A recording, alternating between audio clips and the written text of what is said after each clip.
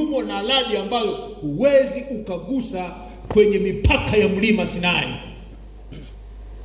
When the Ten Commandments was written, it was a fearful sign. Yalikuwa ni mazingira ya hatari mno. 40 days imekamilika, Musa anashuka na mbao 2 za mawe. Kumbukumbu la Torati 4 fungu la 13. Anaenda kuziweka wapi? Kumbukumbu la Torati 4 fungu la 13. Sasa anaanza kugusa lugha za ufunuo, anaanza kugusa alichoona Yohana. Kumbukumbu la Torati 4:13. Akawahubiri agano lake alilowaamuru kulitenda,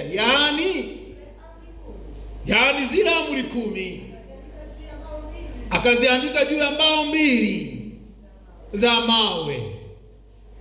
Kumbe ni zairi shairi Ufunuo 15 fungu la 5 na Ufunuo 11 fungu la ngapi jamani?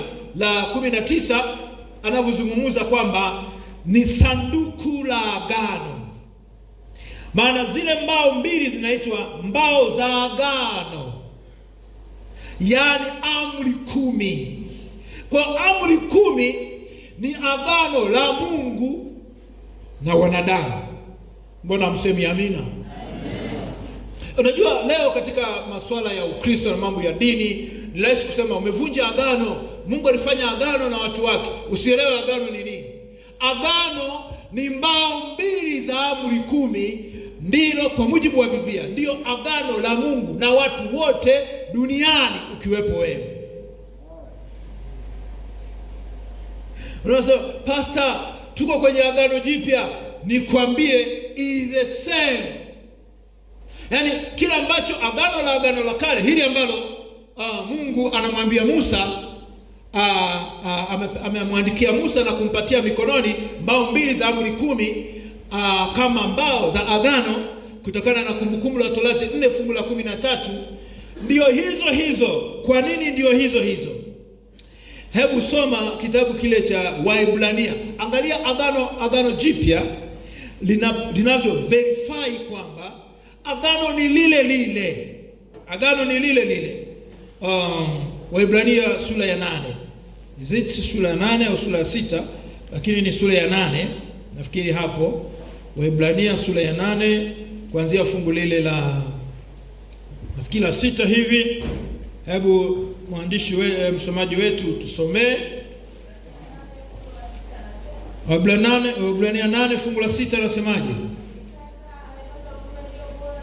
Lakini sasa amepata huduma iliyo bora zaidi, kwa kadri alivyo mjumbe wa agano lililo bora, lililoamriwa juu ya ahadi zilizo bora. Fungu la 7, maana kama lile la kwanza lilikuwa halina upungufu, nafasi singelitafutwa kwa lile la pili.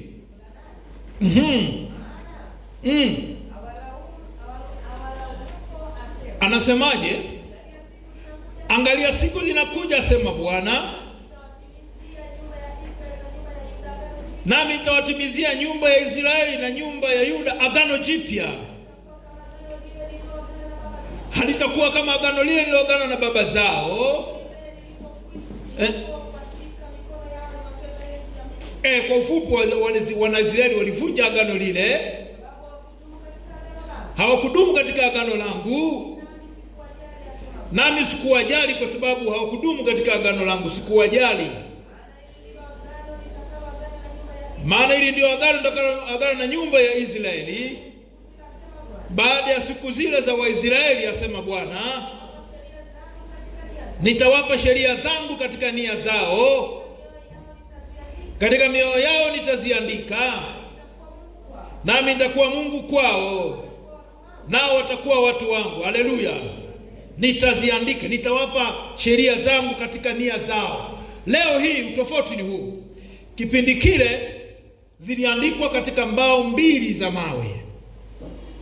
Israeli walizivunja hizo agano la Mungu, na ndio maana Mungu aliwaacha kama taifa teule. Hakuwazingatia tena anasema hawa nilishindana nao, maana walinikataa mimi. Sikiliza, wana wa Israeli walipomkataa Yesu kama Masihi na kumsulubisha pale msalabani, hawakudumu tena kuwa taifa teule la Mungu. Wakawa wameshavunja agano la Mungu, mahusiano yao na Mungu. Likawa ni taifa la kawaida tu. Sasa kanisa la Agano Jipya anasema nitarenew commitment yangu, nitafanya agano na watu wangu. Sasa nitaandika zile sheria kwenye vibao vya mioyo yao. Kwa hiyo agano ni lile lile na watu ni tofauti. Kwa hiyo leo sheria za Mungu zimeandikwa katika vibao vya Mungu wetu, vya mioyo yetu. Ukisoma hapa chini leo hii, huwezi ukamfundisha mwenzako kwamba kuua ni dhambi, maana anajua. Why? Kwa nini anajua? Imeandikwa. Leo hii huwezi ukamfundisha mwenzako kwamba kusema uongo ni dhambi, kwa sababu mpaka vijijini kule ambako hakuna dini, uongo wanajua ni dhambi. Kwa leo Mungu alichofanya, ameziandika amri 10, ameliandika agano lake katika moyo wa kila mwanadamu. Leo hii wanamjua Mungu, si wanamjua Mungu, dhamiri na kushtaki tu kwamba hapa mwenzangu sijamfanyia vibaya, hapo lecturer wangu sijamfanyia vibaya, hapo serikali yangu sijaifanyia vibaya. Kwa hiyo Mungu, kinachomsumbua sana leo ni watu wanapokwenda kinyume na kanuni zake, sheria zake. Kwa sababu unapogusa sheria za Mungu, unamgusa yeye kwenye kiti cha enzi anapokalia. Isaya 6 fungu la 1 na la 2. Hebu tusomee. Nabii Isaya alimuona Mungu ameketi wapi? Mwaka ule aliokufa mfalme Uzia, alimuona Bwana ameketi katika kiti cha enzi kama Yohana alivyomuona. Yuko juu sana na kuinuliwa sana, na pindo la vazi la Mungu lilikuwa limejaza hekalu lote. Ndivyo ambavyo Isaya alimuona Mungu. Kwa hiyo leo tunaposema Mungu yuko mbinguni, na anatawala malimwengu yote akiwa katika kiti chake cha enzi. Katika kiti chake cha enzi,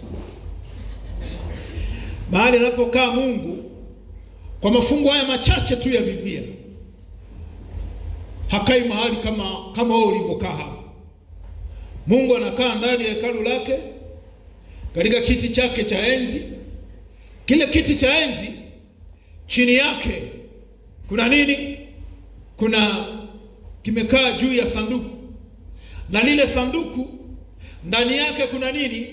Kuna amri 10 za Mungu, kuna agano lake. Ndipo ambapo Mungu anapokaa.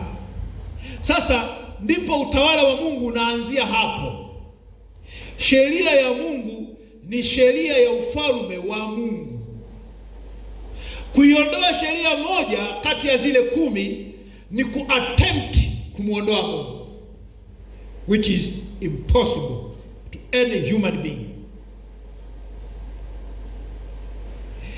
Ni rahisi kusema usiwe na miungu mingine ila mimi, amri ya kwanza. Ni rahisi kusema amri ya pili inasema usijifanyie sanamu ya kuchonga. Rafiki yangu nakumbuka ilikuwa inaendesha juma hili, watu wako wanaimba amri 10 kama maji, watu wa Musti. Rafiki, nyosha mkono ubarikiwe sana. Ni rahisi kusema amri ya 3 inasema usilitaje bure jina la Bwana Mungu wako. It's very simple. Ni rahisi kusema amri ya 4 inasema ikumbuke siku ya Sabato itakase, ambayo obviously kibiblia ni siku ya Jumamosi. Si ndio jamani? Maana Yesu alikufa Ijumaa, Jumamosi alilala kaburini, siku ya Jumapili, siku ya kwanza ya juma Yesu ndipo alifufuka, si ndio jamani? Ndio maana tunasema Sabato iko kati ya Ijumaa na Jumapili. Sabato iko kati ya Ijumaa, siku ya 6 ya juma, na siku ya kwanza ya juma. Yesu alikuwa amepumzika, alikuwa ameitunza Sabato, yuko kaburini siku ya Sabato. Na ndio maana hata Ijumaa ile wanawake wale walipokwenda kumpaka mafuta ilishindikana, maana Sabato ilikuwa imefanya nini? Imeshaingia. I'm finalizing. Ni rahisi kusema siku ya Sabato ni siku ya Jumamosi kama ya leo, wala si siku nyingine. Ni rahisi kusema amri ya 5, waheshimu baba yako na mama yako. Rahisi kusema usiue, amri ya 6. Rahisi kusema usizini, amri ya 7. Rahisi kusema usiibe, amri ya ngapi? Ya 8. Rahisi kusema usimshuhudie jirani yako uongo, amri ya 9. Ni rahisi kusema usitamani mke wa jirani yako. Hapo kwenye mke, nyinyi wanafunzi mnasema mko salama. Niwaambia hamko salama kwenye amri ya 10. Sababu huyo unayemtamani ni mke wa mtu fulani, atamuoa fulani.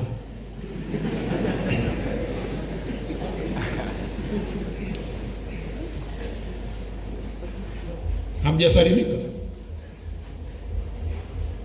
Maana ukimharibu huyo, unamharibu mke wa so and so.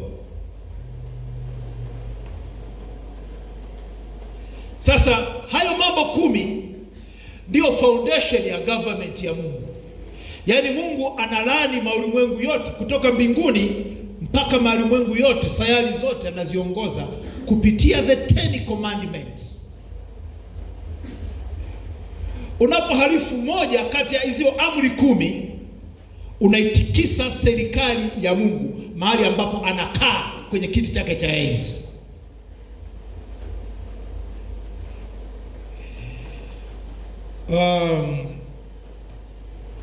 Hilo ndio tatizo ambalo linamsumbua Mungu.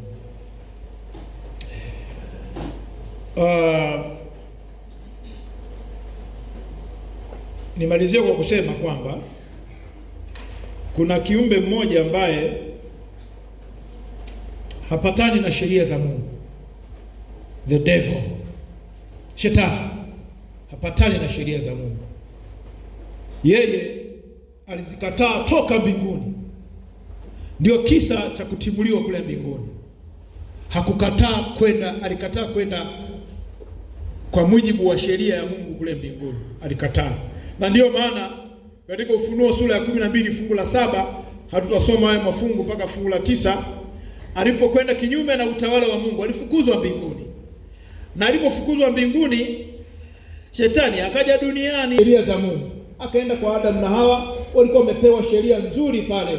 Ukisoma Mwanzo 1 Mwanzo 2 fungu la 18 na fungu la 17 na 18, Mungu alikuwa amewapa Adamu na Hawa sheria ya kutokula mti wa ujuzi wa mema na mabaya. Shetani akasema, Mungu huyu aliyesema mtakula kila mtakufa, hamutakufa. Nye vunjeni tu hiyo amri. Niwaambie, Hawa akala lile tunda, akashare na Adamu. Na leo ndio tatizo ambalo linamsibu Mungu, utawala wa Mungu.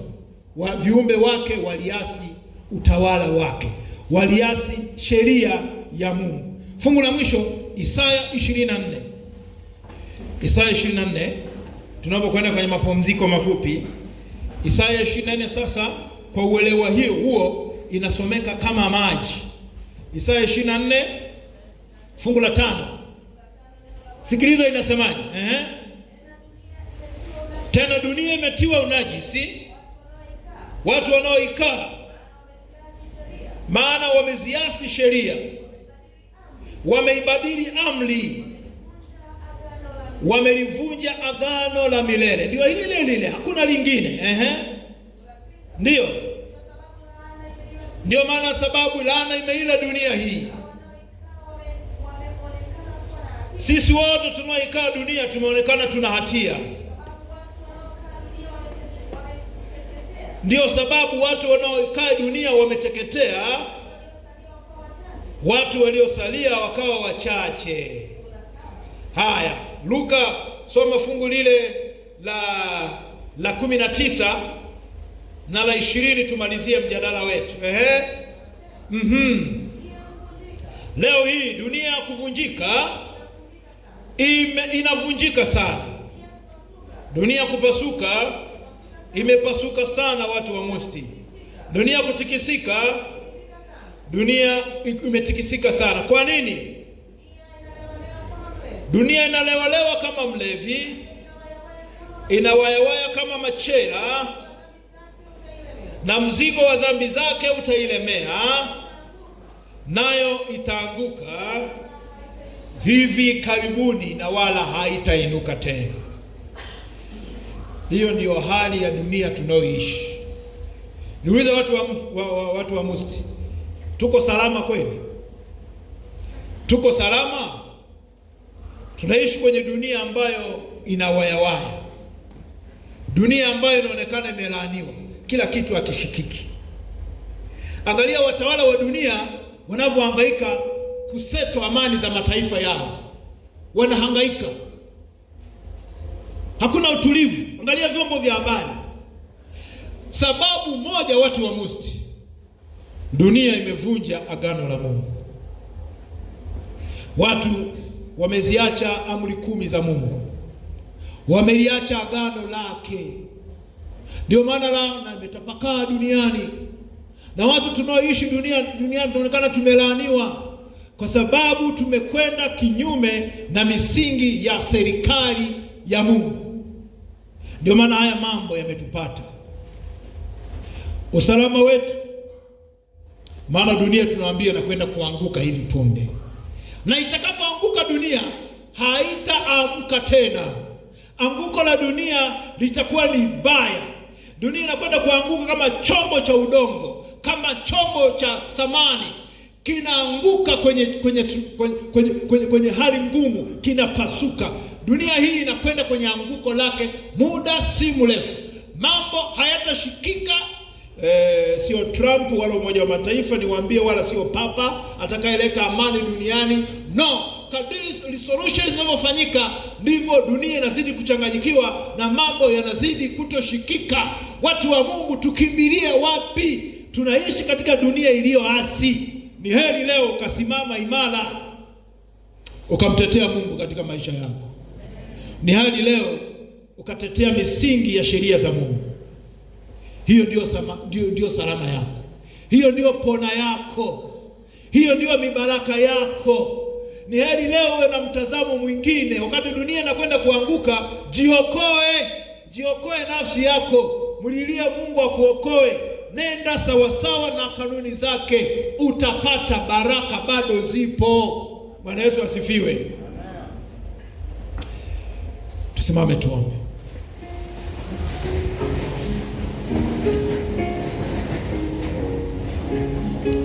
Baba wa mbinguni, tungeweza kuendelea kuongea sana,